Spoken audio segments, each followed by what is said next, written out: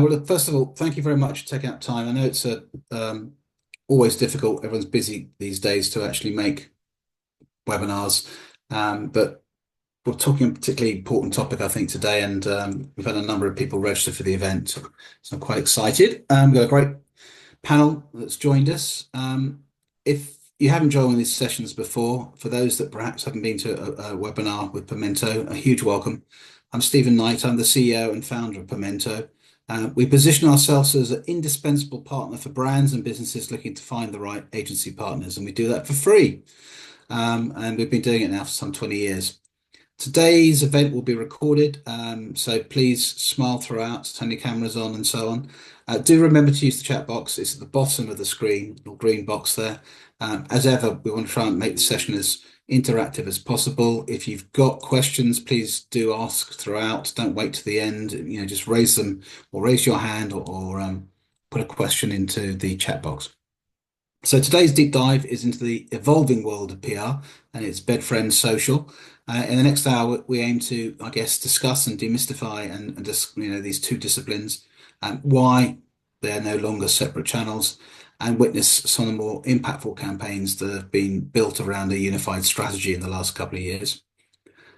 Increasingly, brands are consolidating their PR and social media under a single agency or internally within their organization. So we'll talk about some of the internal changes that you as brands might be making to the way in which you service both social and PR. And as I say, we've got a fantastic lineup of speakers. We have Laura Price, who's a partner and director of marketing and digital at Pagefield. We have Tom Snedden, who's the managing partner at Atomic Supernova. Andrew Ollie, co-founder of Ollie Goss PR, and Sarah Schofield, consumer business director at Tangerine Communications. A little bit about each of them, if I may. I'll be very quick. First of all, Laura Price. She leads the creative and strategic communications at Pagefield, rather, and she's got over 2 decades of experience in corporate communications, digital strategy, and integrated campaigns. And she helps brands unify their PR and their social media strategies to drive impactful storytelling and audience engagement, of course. She's a passionate advocate for seamless cross-channel integration, and she has worked with leading B2C and B2B organizations such as BMW, Honda, British Gas, and Blackstone to build cohesive brand narratives that create standout in competitive marketplaces. Tom Snedden is the managing partner for Atomic Supernova. Tom oversees the social division within Atomic Orbit. The Orbit is a collective of about 4 or 5 different entities within Atomic. He looks after Supernova, having previously held multiple heads of social roles at agencies such as Ogilvy and VCCP, launching the creator program for TikTok, where he was employee number 9. Do hope you've still got some shares. And Tom has over 15 years of social first experience helping create some of the most talked about ideas for entertainment brands in the world, including Virgin Media, the BBC, and Paramount. Andrew Ollie is the co-founder of Ollie Goss PR. He's a senior PR and communications expert with a diverse breadth of experiences across entertainment, technology, retail, corporate, and consumers industries. He's directed client campaigns for teams of agencies on all shapes and sizes, including his work at M&C Saatchi and Edelman for over 25 years. His career highlights include the launch of Amaze, which is everywhere at the moment, Xbox, EE, the House of Peroni, and he has supported emerging startups and campaigns against legal aid cuts, fracking, and radicalization. Easy to say, best days. Sarah Schofield is the business director at Tangerine Communications. She spent 15 years experience in the world of PR and communications. She's responsible for leading the growth of the consumer team and has most recently worked on a number of pitches, including wins for Cashel and for Primark. She champions PR thinking and has helped drive integrated strategies across social.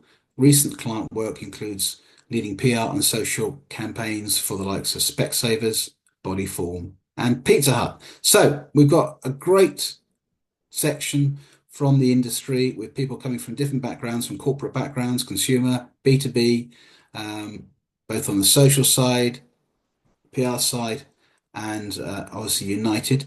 And I ask that we call everyone into the center of the room. If you could do that for me, please, Laura and T. And then we can ask our first questions. Okay, I'm going to start with you, Andrew, if I may.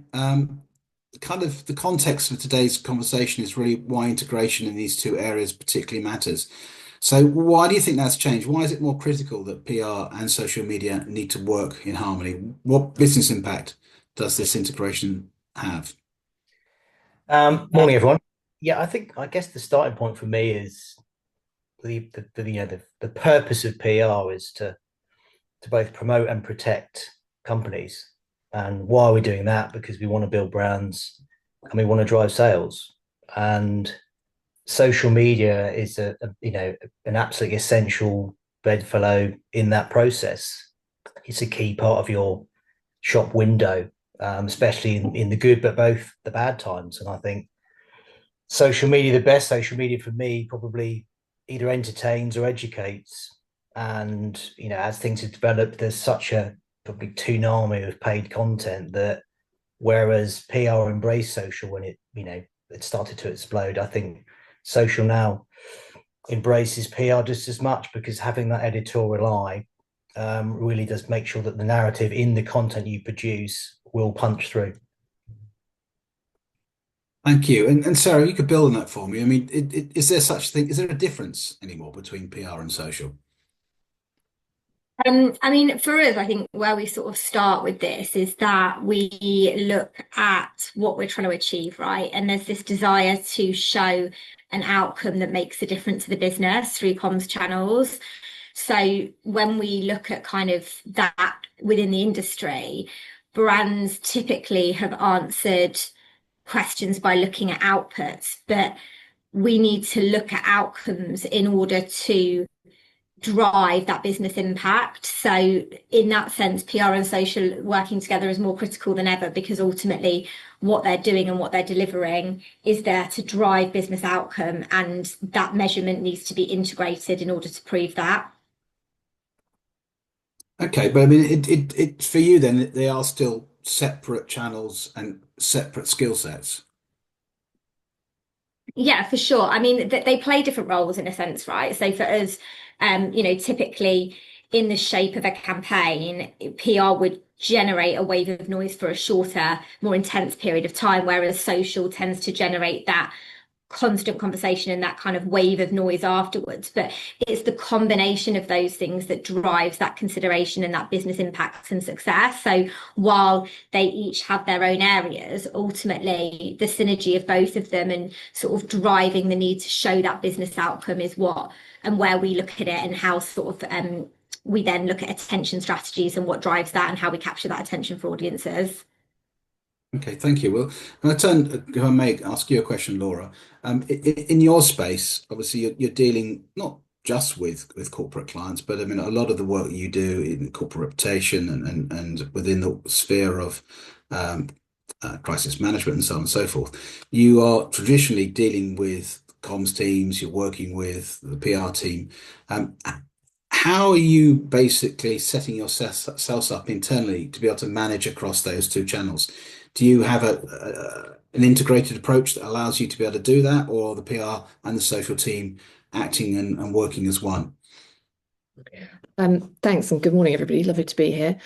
It's a great question. So Pagefield is an integrated communications agency. That is how we market ourselves. And that is right up to the way that we're structured internally, because ultimately you have to have that integration. The two work hand in glove. And I think just to kind of slightly build on a couple of previous points, I think they are PR and social are slightly different still. There is a difference. For me, it's like social media platforms are where brands are kind of co-creating the narrative with audiences, whereas PR very much still speaks to audiences. So when you bring them together, and this, say, from a structural point of view, this is so critical, because when you unify the PR and social team internally, you unify the campaign. And then that way you're building that two-way dialogue that is going to strengthen emotional connection and loyalty. And it's interesting because obviously we do work in more of a corporate communication space, but we are all human beings at the end of the day. And so,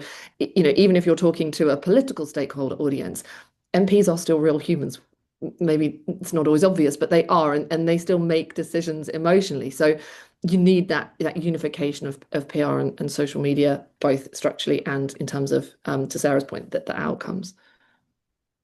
Okay, so we've established the base that the two of them basically should be working in harmony and be working together.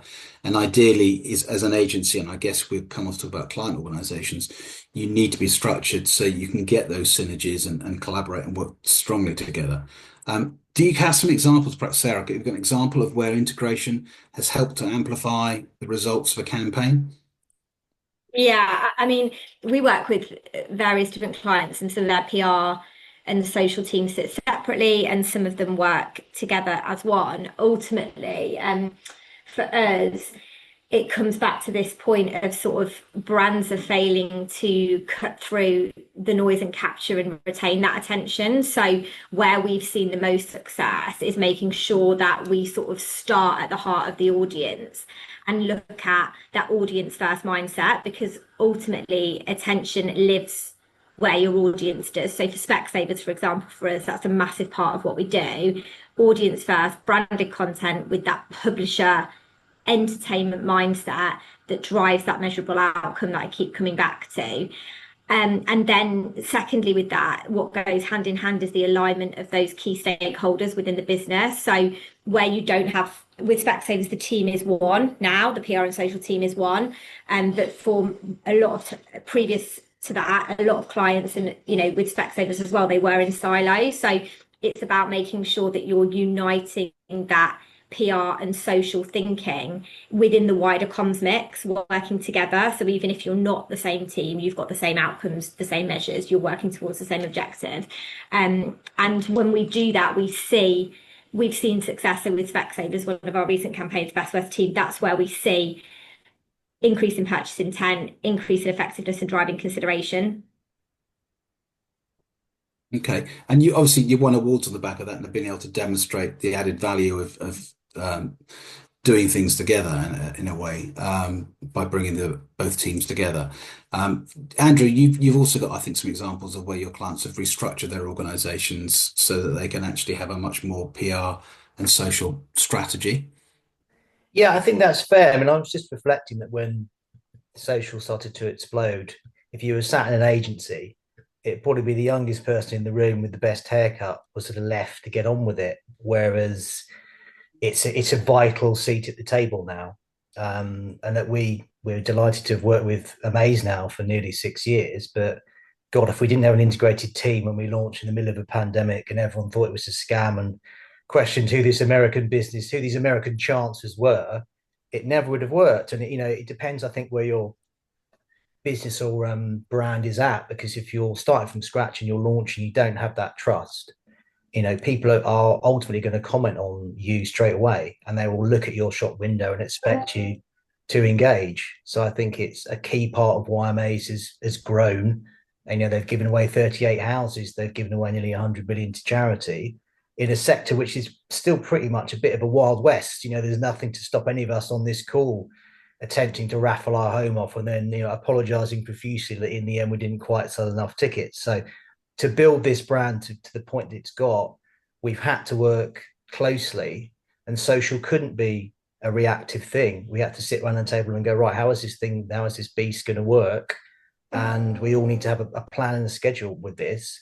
Obviously, if things happen reactively or if a crisis emerges, it's slightly different. But that's, the integration and the planning is key. Talking about planning and kind of how you go about basically utilizing both data and trends and audience insights. Tom, I'd like to bring you into the conversation, if I may. And can you tell us a little bit about kind of the work you're doing in social media and how you're using social media to inform PR strategies and vice versa? Yeah, of course. Morning, everyone. We talk at Supernova about grown-up social. To Andrew's point, if Facebook were a real person, it could legally drink, it could vote, it could do all these things. And moving away from the intern being responsible for the cool thing in the corner, actually, it's the number one channel globally in terms of ad spend. It's the number one channel globally in terms of dwell time and attention. So a big thing we try to implement is not only thinking about what the work should be, but who it's there for, what success actually looks like, and how to measure that from front to end. One of the best examples we've done thinking about what that impact could be is try to take a relatively low interest category, but put some key markers in the ground to go, how does social become a long-term growth driver as well as a short-term sales mechanic? So for Nest Pensions, which is the auto-enrollment pension brand, if you're an SME, nationally, it's got 13 million kind of pension contributors. It's a fund of about 35 billion pounds, but actually only 3% brand awareness. And so with brands like Pension Bee stealing from all these kind of merged funds, it's really, really important that actually a key part of the government's infrastructure investment plan, which is born out of Nest, is held and maintained. So everything we did started from what is our role, what are the barriers and motivations in this category, and how do we start to present a uniform understanding of why you should choose Nest. And for everything the panel have been talking about this morning, that's understanding mindsets, but it's also about behaviors, but it's also about understanding where is the test and learn opportunity. So we basically reviewed 500,000 pension conversations within the UK for our core audience over the last 3 years and boiled them down to 4 key need states that you actually had: consideration, participation, review, and collaboration. And then by doing that against key questions based on trust, memorability, timeliness, and connection, we boiled all that data down into the top 50 questions and then got respective pension holders and Nest employees to meet and talk and have a guided conversation through the things that matter. But to your point about where does this blending opportunity come from, simply hosting a Q&A isn't all that compelling, but doing it, linking it to keywords, key behaviors, and then having recognizable talent who can present the bigger picture, we ended up with 4.5 million views in 28 days. And for a brand who'd never done social before, had gone from, I think, 300 YouTube followers to then 4.5 billion hits a month later, it has to be about connection, has to be a single understanding of audience, but realizing data isn't the slave to the idea, it's simply the accelerator for relevance and value. Two critical points you made there. First of all, this is the #1 channel in the world in terms of audience participation. And that we kind of think about that for a second. We've got $1 trillion industry now, and within that, social is the largest channel now on a global basis. And I just wonder within organizations, particularly client organizations, whether it is viewed in that way as the leading channel. Is everyone accepting that now, or a lot of organizations still have the opinion that there are other channels and other activities out there that are possibly more important? And that's for anyone. I'm happy to jump in on that one. In my experience, I think it depends on the organization. So as you mentioned, because we work with clients across B2C, B2B, and corporate, the B2C crew, all in, right? There's a definite recognition there that the importance of social, the budgets we're seeing shifting towards social as well, where it was traditionally in other forms of advertising, it's being diverted into social ads. And why wouldn't you, right? There's a really great set of data. You're never going to get the data from a print ad the way you're going to get it from, an Instagram campaign or whatever. So I think you're seeing a lot where in that space. I think in the B2B world, it's taken a bit longer. There are obviously people still sort of LinkedIn's there, but are the other channels? I think yes, they're getting there, and obviously targeting is improving so much. Meta have come on leaps and bounds. You mentioned I had 2 decades of experience. I was once upon a time that cool kid in the corner who just finished uni, and someone went, oh, yeah, you do the social media. I was taking this on as the junior, and there was no paid social. There was nothing, and that's really interesting to see. When you think back to the days where there was no paid.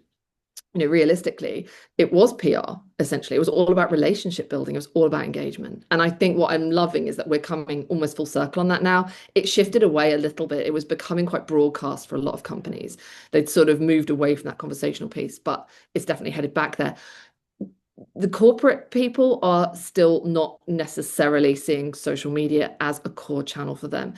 There's still a battle at times for companies to go social first. They'd still rather write a press release and send it to a journalist. And I think that's about control. A lot of my clients will, for some reason, feel like, well, if we do a press release to journalists, we've got control over that, which I would argue is the opposite way around.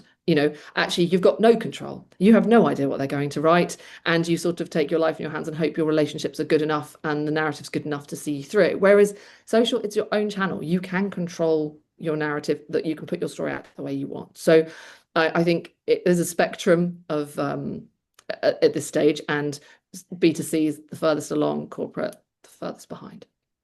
Okay, no, that would make sense, particularly as actually how corporate organizations are structured and where sort of corporate comms sits within the mix versus say marketing, and maybe social sits on the marketing side or somewhere between the two. In terms of consistency, therefore, trying to maintain that brand of brand voice and brand tone of voice when you've got different teams managing the different channels. How does one resolve that? One for you, Tom. How do you as an agency help your clients basically have that consistency? And how do you drill that into the client organization?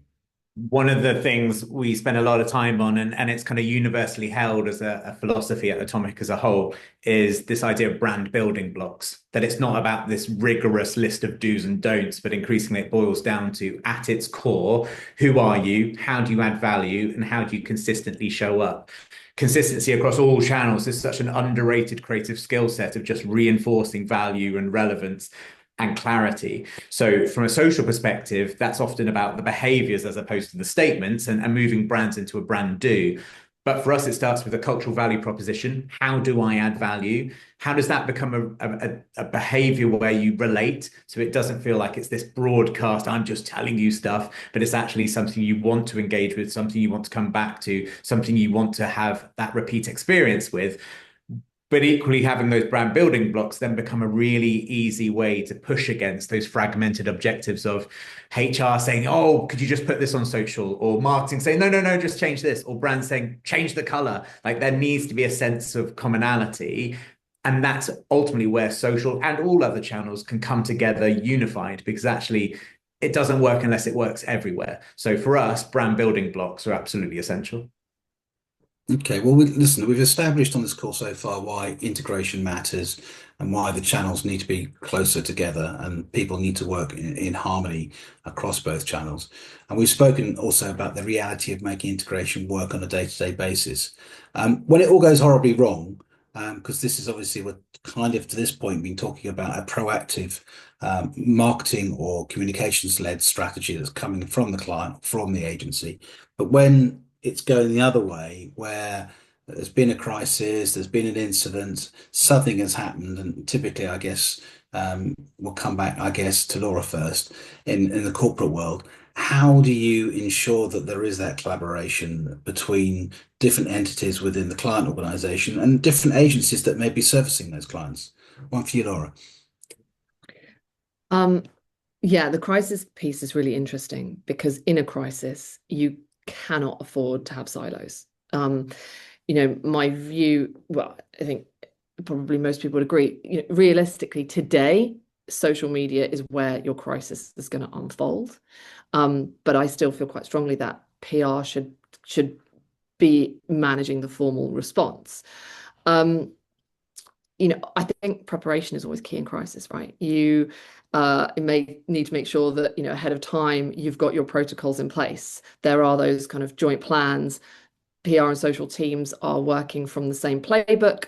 Coming back to Tom's point around those brand building blocks, what is the playbook for your tone, your timing, your transparency?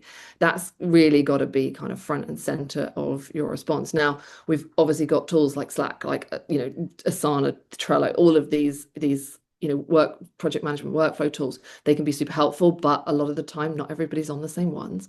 So within an organization that can be very helpful, but communication and transparency is always going to be key in terms of how you show up and how you manage multiple different people with multiple different opinions on anything in a crisis situation. And the crises don't have to be just in the world of corporate comms, do they? I mean, equally too, product recall, an issue relating to the sourcing of a product in the consumer space, equally can have the same impact on a brand when social media gets to task and anti-influencers start to begin to actually propagate content and start to actually attack a brand. So again, I guess it comes back to organizational design and how client organizations and agency organizations are servicing these particular needs. Can we come back to one conversation? We're starting to talk a little bit about kind of measurement and ROI. It's always difficult, particularly at the moment, I think, where budgets are very tight and you've got a very skeptical audience when it comes to having conversations with the FD or the CFO in terms of justification for investment in what I call integrated strategies. What are the kind of key components that one should be thinking about in terms of measuring performance, and do these differ from other areas? Let's start with Andrew. I think the answer to that is, I guess, it depending on who the client is or the company is, you're looking at trust, aren't you? You're tracking the trust, but everyone's a commercial beast. So are we still selling the stuff we make? If we're not, what's gone wrong there? So, with Amaze, we're able to track, I think, if there's particular elements of marketing are not switched on. And, I think our benchmark was a feature with The Guardian about prize draws and whether they were scams or not. And that particular feature hit in a period of time when all the TV advertising juggernaut wasn't kicking in, and they were able to see an immediate spike in sales. So I think we'd probably everyone on this call would champion that the right PR and social actually washes its face incredibly well against, the bigger TV outdoor elements that still traditionally work, but perhaps are less difficult to track. So yeah. Okay, so you can't segment it. You're saying it's not possible to be able to determine on a multi-channel campaign where you've got TV, you've got out of home, you've got PR, you've got social, or are there techniques that you can employ to be able to actually see how each of those components are performing? I think it just. Oh, sorry. But you first, Andrew. Yes, I think probably just those elements that I touched on. And again, we're always conscious of. Yes, there might be reach on things, but what is the engagement on this? What did you make people actually do? So if the plane went down, or the first lady slaps you in the face just before you get off the plane, how did you respond to that? What was and did you keep the voters on track? Did you keep the customers that you wanted? But for us, as I say, it's always it's those two tracking things really. Is the brand continuing to grow? Is the trust still there? And are you still, turning things over commercially? Because then the marketing spend that you're asking for, and those spends are under pressure, like you said, you can justify it. Okay, but you will basically have in place a tracking study that looks at brand awareness, looks at brand various NPS type scores, etc., and you can see from those surveys and activity which channels are having the most influence over consumer habits or not.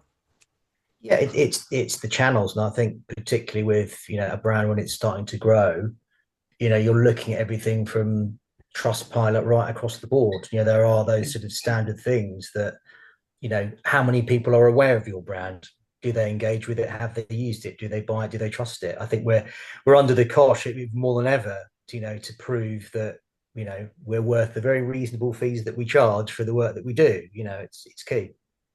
If I may, I just put one build on there because I think it's both of those things, but actually it's the long-term constant optimization of that all the time. I think too often social in particular is seen as a campaign on, campaign off. And no one wakes up in the morning grabbing their phone going, oh, I wonder if that campaign is on or off. They want to have that consistent familiarity and understanding of who you are, what you do, and if you add value. So one of the things we've been doing is kind of saying no to the free Nielsen brand lift studies with Facebook, because 95% of the time it's, do you want to buy more meta ads? No, I don't. I want to know if the meta ads are doing what they should do. So by starting to explore social brand lift studies, which are neutral of platform, you can actually ask why. Why didn't you like this ad? Why did this ad actually not relevant as much? What can we do to improve? And one of the things we've been doing with Greater Anglia Trains, and I've just been nominated for a lovely data effectiveness award for our troubles, is actually start to understand what are the different motivating messages and behaviors depending on where you are, how old you are, how you like to travel, and where you like to travel to. So for example, we now know men under 25 only care about value. They just want to hear, is it good that I travel from A to B at a reasonable cost by paying in advance? Great. Whereas older families based in Suffolk, Norfolk, comfort and convenience. Am I going to like this journey? Am I going to be able to de-stress? Is it going to mean I don't get stuck in traffic? And by starting to understand the creators who can justifiably send that message, ad construct which allows us to present the value and the benefits, but target those audiences, we're on the process of selling something like 1.1 million pounds worth of incremental train tickets because we're presenting the right message to the right people at the right time through the voices they trust. So yes, absolutely with Andrew, it's about the long and the short, but constantly, because there is always room for improvement. You mentioned the word creators there, and then it kind of takes us on to kind of a really important part of the whole social and PR landscape these days, and that's the influencers and how one manages an influencer strategy when you have both an agency that's focused on PR and other agencies focused on social. Who owns those relationships with influencers? Do they reside with the brand, or should they reside with the client, or a bit of both? I'll come to Sarah, if I may. For us, it kind of boils down to looking at it from an audience point of view and what we're trying to achieve with using creators. So, of course, creators are more important than ever, but with that comes authenticity and not just using a creator, right, for the sake of using a creator. There has to be that investment in why, how is this tapping into audience behavior? What are the attitudes and beliefs of working with these people, and how do we tie that all together? So we do. For a lot of our clients, it has to sit within the PR and social mix. Like we find if it sits in silo, again, back to the point of integration and, measuring outcomes versus outputs, it tends to muddy the waters a lot more. But we always come back to that audience and that combination of those things in terms of understanding why we're doing this, why people would care, what's the story behind that. And ultimately, that's all born in this PR thinking, right? PR thinking is what drives that for us, and therefore creators sitting within that space is often where we see the most success. Creators in general and influencers in general kind of started, I guess, in the kind of B2C space, didn't they, Sarah? I mean, but it's evolved enormously, Laura, now. So are you using a lot of influencers in the corporate comms world and in terms of brand reputational management, or is it for you still very much of a B2C proposition? For me, in terms of the clients I'm working with now, it is still more of a B2C proposition. Interesting, one of my clients, Qatar Airways, we've recently taken the kind of influencer piece back into PR. So it sort of moved out into the marketing team and it's come back into PR, which actually is great because obviously when you're working with an airline, there's a lot that can happen on any given day, from good to bad. So actually having that control in the PR team has made things a lot easier to manage in terms of the narrative and the stories that are going out on a daily basis for the airline. I think it's how we define influencers as well, right? So if you're talking about content creators, then no, I'm not seeing a massive uplift in our corporate B2C clients for that. But then, like I say, it depends how you define an influencer. I would also argue that, MPs, journalists, they are influencers as well. So for me, influencers are really blurring the line between that kind of earned, paid and owned tripod. You have to consider your journalists as influencers. They are content creators. They may not be as controllable and you may not be paying them for their content, but you have to approach it in the same way. I think that's where you see the most authentic outcomes for the brand, is when you're sort of mirroring the approach across the board. Stephen, I was just going to add into what Laura was saying. I think you just got to once you've got the story right for the channel, then you work out who you work with, don't you? And I totally agree with Laura that we've always seen journalists as influencers within earned media.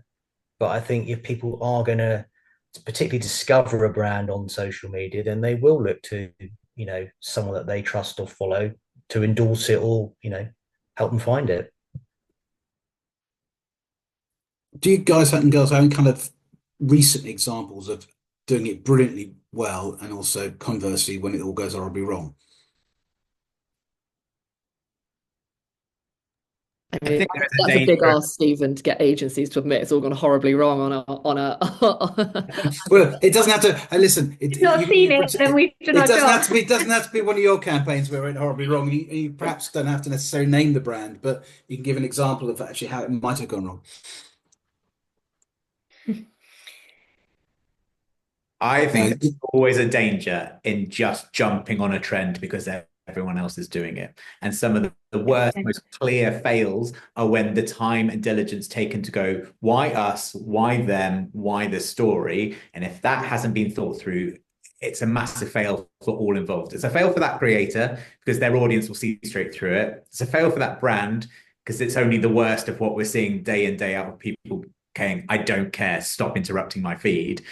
But equally, by consistently doing that over time, you will lose your audience because they'll see that there's no value there. So I think anyone who is jumping on a trend just for the sake of it and catching up with the latest, whatever it may be, that's the clear and obvious fail for all the parties involved.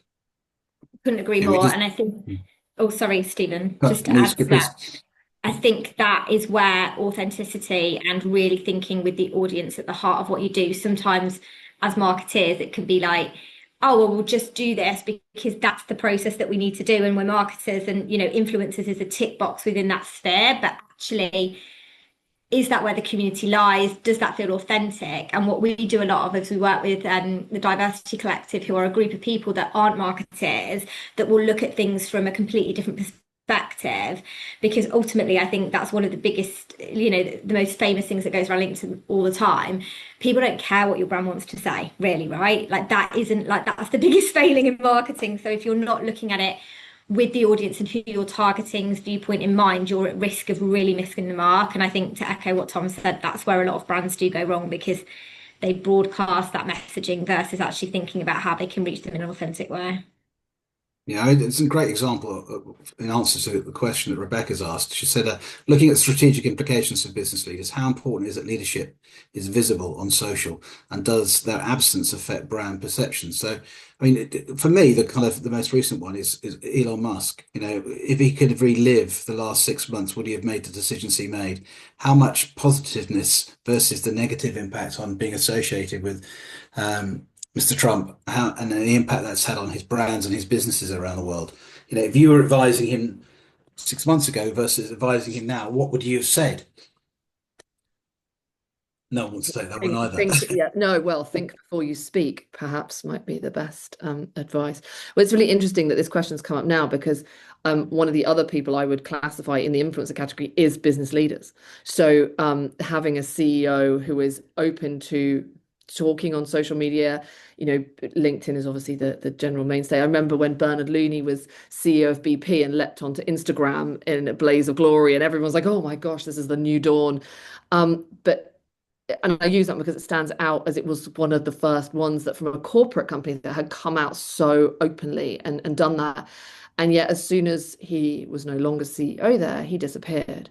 So one of the things for me is that and I do a lot of work with CEOs on LinkedIn. I have ghost written for a lot of them. That's a story for a glass of wine one day rather than now. But it is super interesting because a lot of them want to do it. They don't have time. So that's okay. That's absolutely fine to have a team to support and be transparent about that, right? Nobody expects you as a CEO to have time to write like long, lengthy LinkedIn posts, but it's about authenticity and you can't stop. So there's nothing worse than somebody kind of, clearly the PR team's behind it, the social team's there, we're geared up for this big launch, and then it sort of fades away into the background. It's like anything, right? If you're going to get involved, do it consistently. Think it through, plan it. Like, how are you going to maintain it? How are you going to work on it? How do we make sure this doesn't become a kind of social fail for the business? Because we've got someone who we're trying to create a sort of persona for them on LinkedIn, and yet they're not going to speak to the media. Or, maybe that is their channel. Maybe they're never going to speak to the media. They're just going to do it through social. So they've got total control over that narrative. That is one way of looking at it. But it's got to be consistent. You can't then show up in the media and not have a voice on social. So that consistency and that strategy and the planning piece is super important. I would totally agree. My only build in a former life when TikTok was this COVID thing and I was trying to figure out how to do my part for the business across 19 markets.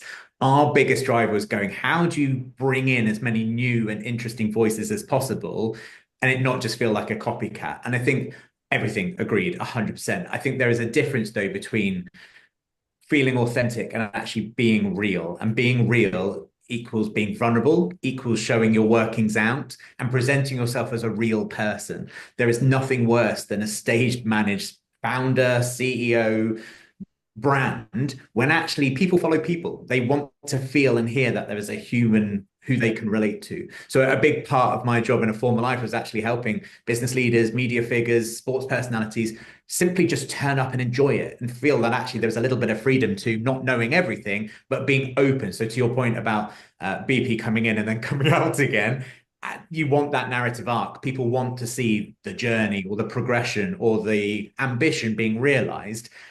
And that's so much more exciting for people to follow than a heavily stage managed press release with a robotic demonstration of what it means to be a leader. I think that's a huge opportunity. And it's why we're seeing more and more employees also become an influencer within their corporate environment. I think it's an absolute given, though, Tom, isn't it, really? If you're a founder of an emerging business, potential customers and investors want to know who you are. Why did you set it up? Why is it different? What wisdom are you prepared to impart about the industry that you're in, as opposed to you exist and you've created something good and you sell things? So yeah, I think people expect that now, as long gone are the days when the exec team could be safely behind the desk in the boardroom. You do need to have that phase to the business, and that's, again, it's another shop window, isn't it? Really, another way of building that trust that you do expect. But you're right, the tone's got to be right, because people will tear you apart if it's stage managed and a bit naff. But it can be done, definitely. It should be done. Now, I've heard that recruitment leads now, when they're recruiting for these very senior positions these days, 75-80% of the reason for someone actually being appointed is to do with their communication skills and their ability to be able to actually empathize and be real, as well as obviously know how to run a large or medium-sized organization. Because if you can't do the former, it pretty doesn't really matter about the latter. We've got quite a few questions coming in now. Lorna McGovern has said, what would you say to someone who sees social media only as a marketing tool and not a key part of your wider communication strategy, including PR? Anyone? I mean, I think for us, it comes back to the measurement of that and what you're trying to achieve. So if you're sort of being challenged in terms of where it sits within the comms ecosystem, it's making sure that everything is linked as much as possible, because aligning to succeed on what you're trying to drive across all disciplines is paramount for us. So that's kind of where we've seen the most success in terms of, and you guys talked about it before, but measurement. Does this work for the brand? Does this work for the audience? Does this work for the business? So I think if you can start with having those conversations internally about what you're trying to achieve and how you bring social into that comms mix, then you can start to look at the planning of that and the insights behind what you're creating and your campaign development around audience behavior, but starting the conversation in terms of what impact you're trying to create and where you're going with that often then allows you to open the doors for the conversation around social being part of the wider comms mix. Yeah, I just built on that around around sort of using data and real-time insights. So what would I say to them? I wouldn't necessarily say anything. I would show them. I think the showing, not telling, is probably the way to go. So, you can start with something really simple. So, if you think about social listening and that real-time audience insight that you get from social listening, that is an absolute goldmine for PR teams to stay ahead of the potential issues or, shape some more kind of resonant messaging. So, show them what social can give them. And then, conversely, media coverage, so the what you get when you've got PR content out in the press, that can indicate that kind of narrative traction. So that can be super helpful for informing which themes social media teams should double down on. So I think, show them how they can add value to each other, because yes, it can be so easy, especially in a B2C world, just to think purely of social media as a marketing tool, but it's not. It has so much insight, real-time insight and data that is very useful to PRs. So, ignore that at your peril. But yes, I would show them kind of how it can help. Build on that. Coming back to actually the earlier point was made relating to actually consistency and the need, when you do commit to doing something, you have to basically continue to communicate. It says on LinkedIn, this is from Monica Green, how do the clients know when they're speaking to the CEO or the decision makers, or is it just a part of the social media team? So how can they actually tell whether it is the CEO speaking or somebody on his team or her team? in my experience, it's unlikely to be the CEO. Depends on the size of the company. I think to your point earlier, if it's like a challenger, startup, scale up, yes, it's more likely to be them. The reality is if it's a FTSE 100 or 250, it probably isn't. But that being said, this is it's such an important point. I'm really glad that Monica asked this question, because the point of social media, it goes back to the earlier point, is it is a two-way dialogue. It is not a broadcast spot.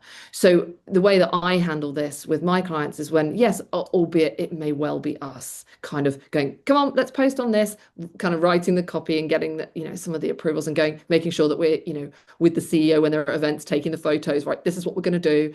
Yes, there's some stage management behind it, but I always make sure that any questions that come in or comments are directly sent to the CEO. WhatsApp's been a game changer. The amount of CEOs I just WhatsApp now, I'm like, hey, this has come in. How do you feel about it? What do you want to say?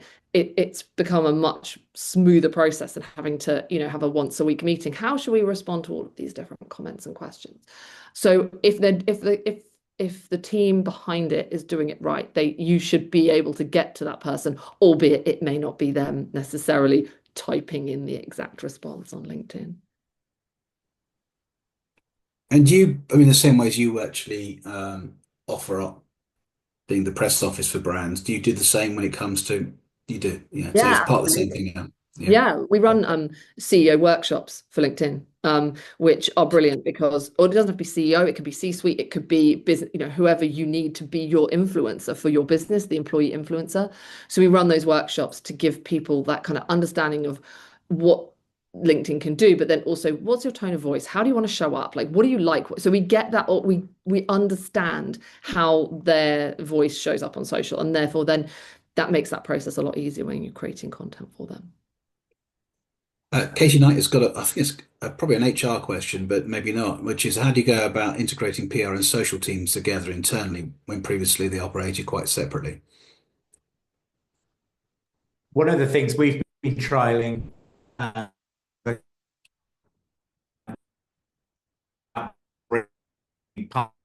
get there both inside and outside of Atomic, it's just realizing that there should just be a mass understanding of editorial. So it's PR and advertising and social and everything else all together. But starting to boil down, where are those touch points now near far, where actually alignment, innovation, or key observations or insights have a fluidity to them where everyone knows as much as they can do to help inform everything getting bigger and better. So it all boils down to everything the guys we talk about. From Sarah's point of view, it's those shared goals and objectives.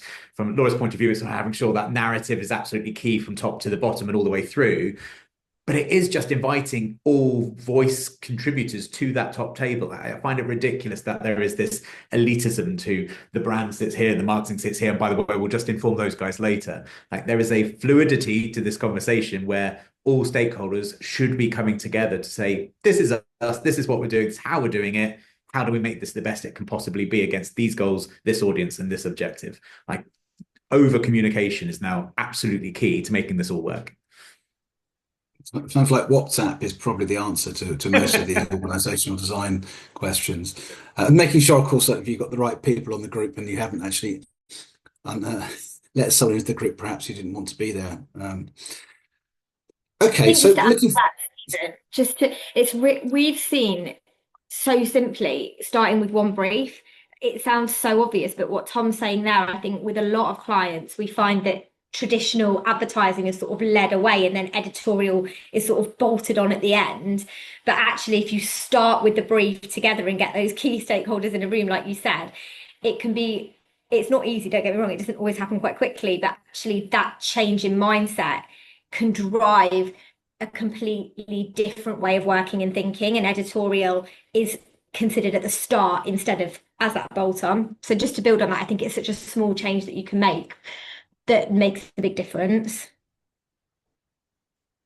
Are there playbooks and examples or case histories that basically we could share perhaps after today's call with brands that are on today's call as to how client organizations had to evolve? It was brief led or objective led, and how ownership of communications resides as a result. Because in some instances, depending upon where the attack might come from, whether it's on X, Twitter, or LinkedIn, or on more B2C social media, actually Insta or whatever, how do you decide who actually owns those communication channels? Who's responsible for responding? Again, anyone. I think this is at the heart of how and where social is going to evolve. So because we are leaning into historical client structures, there's only so far an agency go unless the plumbing is actually connected in the right parts. I think increasingly, though, the role of social and all its other, it's an editorial role. We often talk to our clients as if they're the chief editor for the brand X. And I think that editor is only as good as their contributing reporters who need to be kind of given clear clarity and instruction. So I would suggest it's about just seeing it for all its value and empowering people to feel like they have a contributing piece to it rather than these silos of you go off and do this and we'll align in 6 months. Doesn't work. It's not how the world works. It doesn't follow any efficiency or value or impact. Yeah, I think that is at the crux of what will happen next. It's everyone having a say in the strategy, isn't it, Tom, really? Because as I say, in the past, you would just said, the grown-ups are going to sort it out now, and then we've done it now, pat on the shoulder. By the way, you can go and, tweet something out if you like, but it's just not the way. I think if you've got that mutual respect to protect the business and the brand, as I say, particularly when things go wrong, that you've all got to be around the table at the same time. But yeah, there is something about, we're talking about the unification of PR and social today. And I think what, from our conversations as a team on the panel, we're all fully aligned that PR and social are, should be completely integrated and aligned. But there is an argument to be made, I think, for specialists. So if you're running social media accounts for your brand, you're looking at that conversation, you're looking at how the public interacts with you every single day in a very, very different way to the way you might do if you're the PR lead. And you're sort of familiar with the tone of voice, and PR and social does have a different tone of voice. You're talking to different people ultimately. Well, assuming the journalist is the journalist is not your audience, but it's your gateway to your audience. So I do think there's an argument to be made about, keeping those specialisms, making sure that, I agree getting around the table, having everybody in the room, but let the social people do their job. They know how to talk to that audience because they do it every day. There's nothing worse than seeing the PR team steaming in saying, right, guys, stand down. We've got it from here. No, you haven't. You don't do this job every day. Go and write your press release. Let's make sure we're all aligned on the narrative, but let the brand talk the way it needs to talk to the right audiences with the right expertise, kind of managing that. I have, when I worked in-house, I've had that exact thing happen to me, like running all of the socials. Crisis hits and people say, no, it's like you can stand down, we'll take over. No, you will not, because you don't know how my audience is going to react, because you don't look at it every single day. So I think, it's good that and they are different skills, right? Just because you're a brilliant press release writer and brilliant at doing the journalist piece doesn't necessarily mean you're going to smash it on TikTok. It's a different skill set. Panelists may agree with me, but that is very much how I feel about it. No, I completely agree. I think that we find that the fusion of both is where the power lies, but ultimately social looks at things from an audience behavior and attitude point of view, whereas your media experts tend to look at it more from the journalist point of view, like you say, and actually it's the combination of those things that drives the behavioral change. And so I totally agree with you, even though we're saying they need to work together, people do need to be allowed to still specialize in that remit because they do serve different purposes to an extent. This brings us to the one kind of thing we haven't raised on this call. It's rare to get 55 minutes into a call and not raise the word AI, because it's two words, in fact.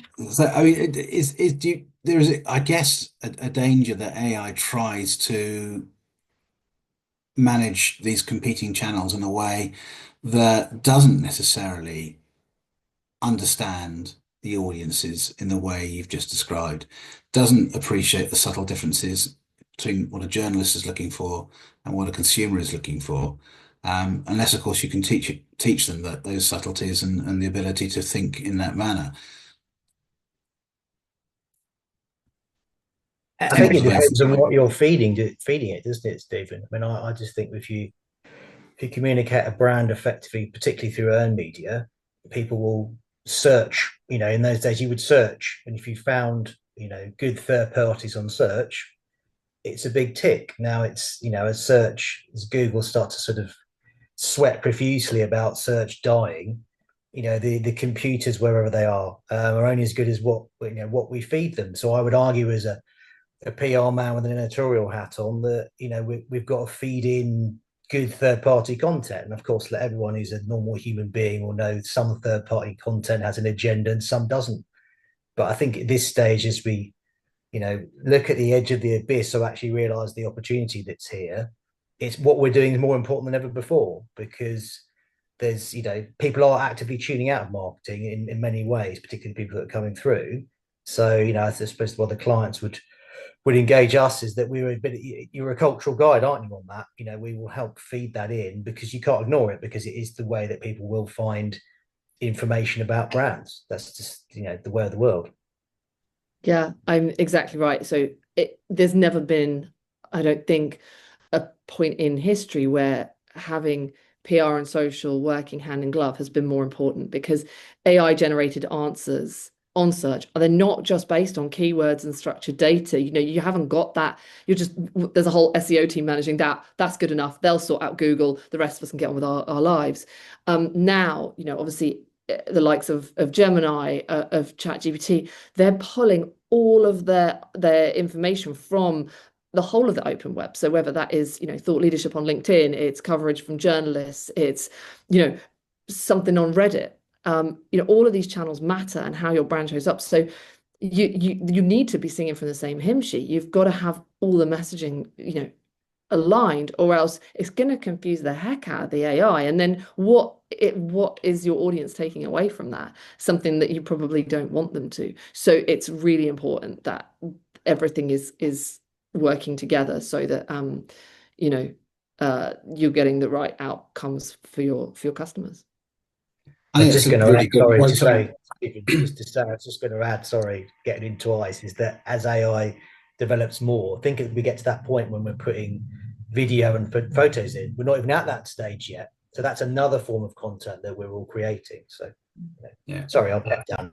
No, I was going to say, I think what Laura's point, it was a good way to end the session, which is that, the interaction between our communications and what we're doing across different channels, and the use of AI, ultimately HI, is going to be possibly even more important than it's ever been before. So that human intelligence and the ability to actually construct arguments and to be able to actually deploy different communication channels to reach different audiences in different ways becomes even more important.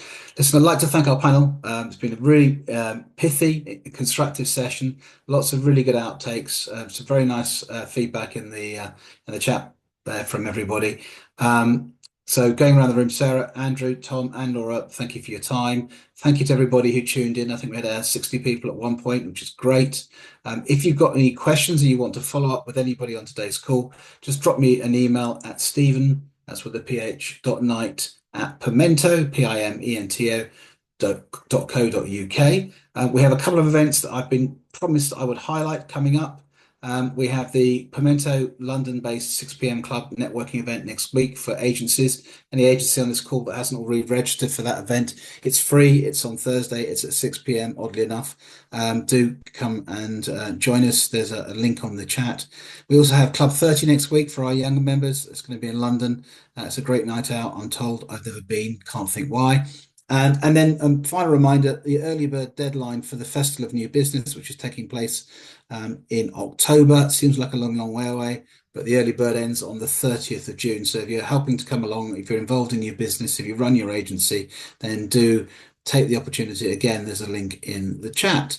Otherwise, let me leave you to your day. Have a fantastic one. Enjoy the good weather whilst it lasts. And thank you once again. I'm going to get back onto my social feeds now to find out what's been going on in the last hour.